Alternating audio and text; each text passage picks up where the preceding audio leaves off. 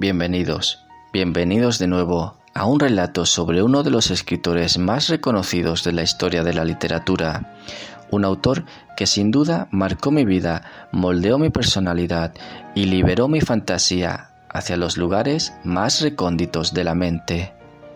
Era yo muy pequeño cuando llegó a mis manos una obra sublime, una obra que devoré maravillado y aterrado en la soledad de mi cuarto. Desde ese día, un libro de este genial escritor me acompañaría allí donde fuere. La obra en cuestión tenía por título La Máscara de la Muerte Roja, y hoy os voy a presentar a su creador. ¿Os apetece conocer conmigo su tortuosa vida? Bien, poned toda vuestra sensibilidad y deleitémonos ante el escritor, poeta, crítico y periodista romántico conocido universalmente como uno de los maestros del relato corto, gran renovador de la novela gótica, recordado especialmente por sus cuentos de terror, e inventor del relato detectivesco, sin olvidarnos de su especial contribución al emergente género de ciencia ficción. Poned atención, alquimistas, a la vida y obra de Edgar Allan Poe. Edgar Allan Poe nació en Boston el 19 de enero de 1809, al azar del itinerario de una oscura compañía teatral donde actuaban sus padres y que ofrecía un característico repertorio que combinaba Hamlet y Macbeth con dramas lacrimosos y comedias de magia. Por su madre, Elizabeth Arnold, el genial poeta descendía de ingleses, mientras su padre, David Poe, era norteamericano de ascendencia irlandesa. Así, su sangre inglesa y norteamericana le llegaba doblemente debilitada e impura por la mala salud de sus padres, tuberculosos ambos, quienes murieron antes de cumplir el pequeño Edgar los 3 años. Este fatídico hecho, sin duda, marcaría el carácter del pequeño, un carácter siempre triste, oscuro y truculento, pues desde muy temprano le tocó vivir de la caridad. En Virginia, Poe creció como sureño bajo la adopción de John Allan, un comerciante de tabaco y algodón en el viejo sur. Las nodrizas negras, los criados esclavos y un folclore sobre cementerios y cadáveres que deambulaban en las selvas organizaron en su atormentada mente un rico repertorio de lo sobrenatural. El curioso niño, de mirada perdida, pronto trabó relación con revistas que publicaban relatos góticos en plena eclosión del romanticismo de Lord Byron, de la poesía de Wordsworth y las novelas y cuentos de terror. Su tétrico y tremebundo universo comenzó a crearse a partir de aquellas tempranas lecturas. A los 4 o 5 años aprendió los poemas al gusto del día, los de Sir Walter Scott, por ejemplo, y pasaba las horas del té recitándolos de memoria a los invitados de la familia. Sin duda, aquel pequeño tenía un talento precoz y una inteligencia fuera de lo común. En 1815, cuando tenía la edad de 6 años, viaja a Inglaterra y a Escocia. De sus recuerdos escolares de aquella etapa, habría de nacer más tarde el extraño y misterioso escenario inicial de su cuento William Wilson. Aquella visita a la Inglaterra isabelina marcó definitivamente al tímido niño. Esas casas tan lúgubres, tan misteriosas, tan oscuras y llenas de sombras influenciaron asombrosamente en su amor por lo sobrenatural, por el terror, por el pavor. La novela gótica hacía sus primeras apariciones recogiendo el folclore de tiempos pretéritos. Es a los 12 años y en la plenitud de su infancia cuando adquiere un particular gusto por la pintura. Escribe secretamente sus primeros versos, los copia con esmero en el trazo de las letras y los atesora con cariño y delicado mimo. Durante su adolescencia, entre 1823 y 1824, Edgar pone todos sus esfuerzos en estos jóvenes versos y los utiliza con el fin de enamorar a más de una jovencita. Su talento para las letras, un orgullo sin límites y la excitación a la hora de recitar sus primeros escritos lo estimulan a adelantarse en todos los caminos y a no tolerar competidores, los cuales estaban muy por debajo de su genio incomparable. En aquellos días conoció a Helen, su primer amor imposible, pues bien sabe que jamás la tendrá. Era una mujer hermosa, delicada y de maneras finísimas. Su encuentro fue para el joven enamorado el arribo a la madurez. Su amor fue secreto y perfecto, pero siempre vano e infructífero. La enfermedad y la locura habitarán en su corazón y en su mente desde aquel fatídico día de 1824. Desde entonces, Poe visitaría su tumba noche tras noche en un acto de extraordinario romanticismo como pocos los hay. Empeñado en ser poeta y envuelto en un sinfín de disputas con su protector John Allan en relación a su herencia, la cual jamás recibiría, transcurrieron tristes y grises los años hasta su ingreso en la Universidad de Virginia. El dinero llegaba a cuentagotas para sus estudios, un dinero siempre escaso para satisfacer los excesos de Edgar, pues eso hacía en la universidad, excederse en tragos de alcohol y otras sustancias psicotrópicas. El clima de la universidad era tan favorable para él como el de una taberna. Poe jugaba, perdía casi siempre y bebía más y más, entrando en una espiral de desidia y dejadez alarmante. Le bastaba beber un vaso de ron y creedme que lo bebía de un trago para intoxicarse y alejarse de la cruda realidad.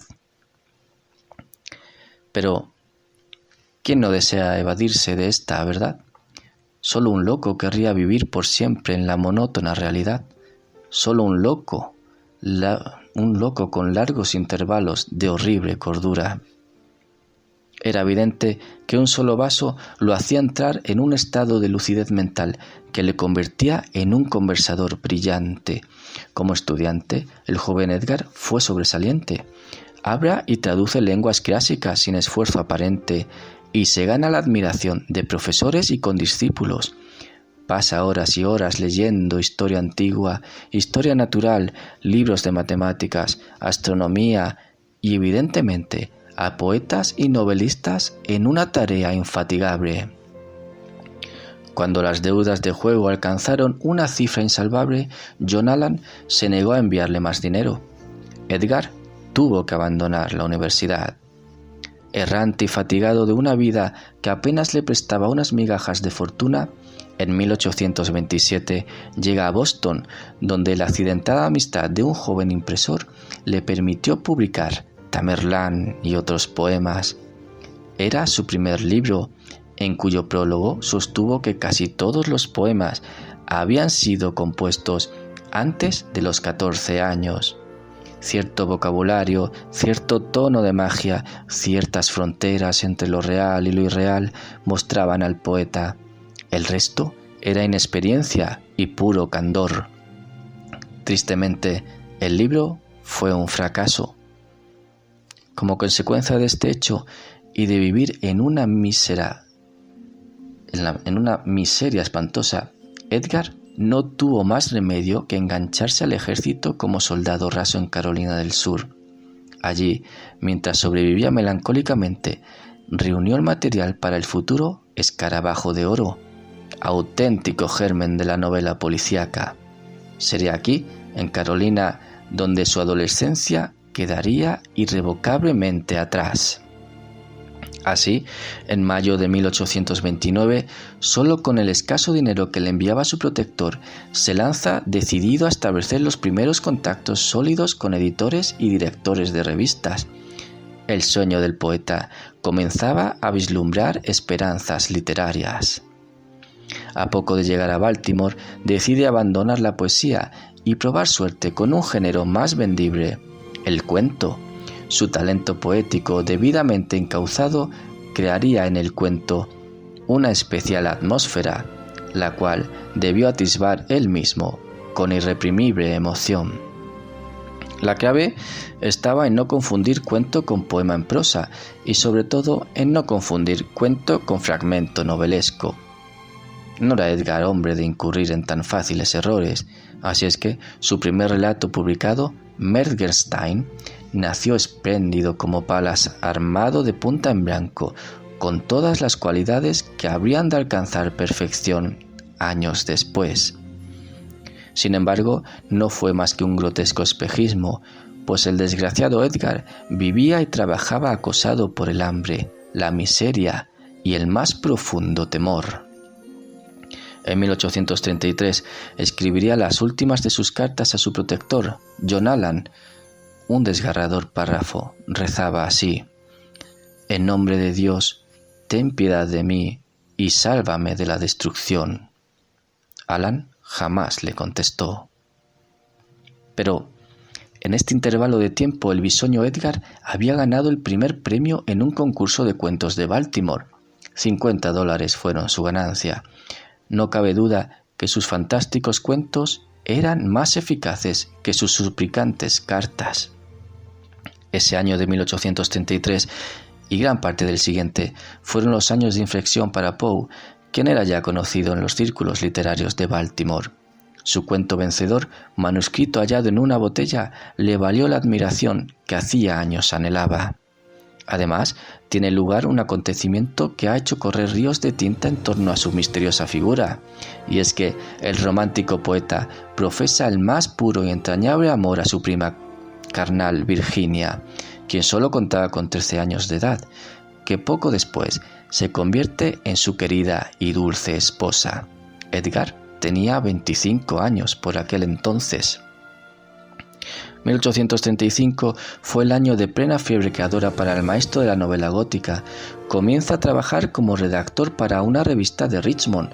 Allí apareció Berenice, sádico, genial y espeluznante cuento de terror, como otros muchos, en el que el opio en forma de láudano daba rienda suelta a sus más oscuras e inspiradoras fantasías. En cuanto a su aspecto, sus pulcras y bien algo raídas ropas, siempre negras, le daban un afligido y romántico aire byroniano, muy presente ya en los fetiches de la época. Era bello, fascinador, hablaba admirablemente bien, miraba como si devorara con los ojos, y escribía extraños e inigualables poemas y cuentos que hacían recorrer por todo el cuerpo ese escalofrío delicioso que buscaban los suscriptores de revistas literarias. Pero su fatalidad fue la terrible adicción a la bebida y a las drogas. Todos sus éxitos y sus fracasos serían la consecuencia de tales vicios. Aún así, su fama iba increciendo poco a poco.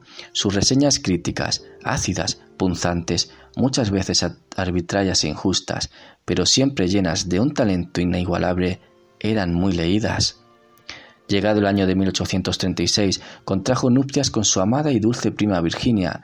Este fue un periodo en el que aparecen reseñas y ensayos de una fertilidad extraordinaria, pero de nuevo el infortunio se hacía presa del pobre Edgar, pues sus problemas constantes con el alcohol sirvieron para su despido en el Messenger, la revista que había octuplicado su tirada gracias a la voracidad y habilidad de su pluma. Lastrado por los infortunios, se instaló junto a su joven esposa en Nueva York. Aquí logró publicar Gordon Pym en un volumen, aunque una vez más la obra sufrió un fracaso de ventas. Las desdichas del autor se instalarían en un continuo y horroroso torbellino de depresión, en la que los delirios harían presa de su atormentada alma hasta el día de su muerte. Finalmente, deciros, amigos, que este ha sido uno de los muchos podcasts que vendrán sobre el célebre escritor, pues resulta imposible referirnos a todo su genio en uno solo. Aquí conocimos parte de su atormentada vida hasta su juventud, pero supongo que deseas conocer cuál fue su final, su influencia en la modernidad, de qué otros autores bebe o cuáles son sus cuentos populares. Si la respuesta es sí, sígueme en Spreaker.com, podcastaddict.com o podchaser.com. También pásate por mi canal de YouTube Ángel Gold, La Noche del Alquimista 7, siempre con números romanos. Y no olvides suscribirte, compartirlo y darle a me gusta. Y recuerda esto: todo lo que vemos y oímos no es más que un sueño dentro de un sueño. Muchas gracias, alquimistas.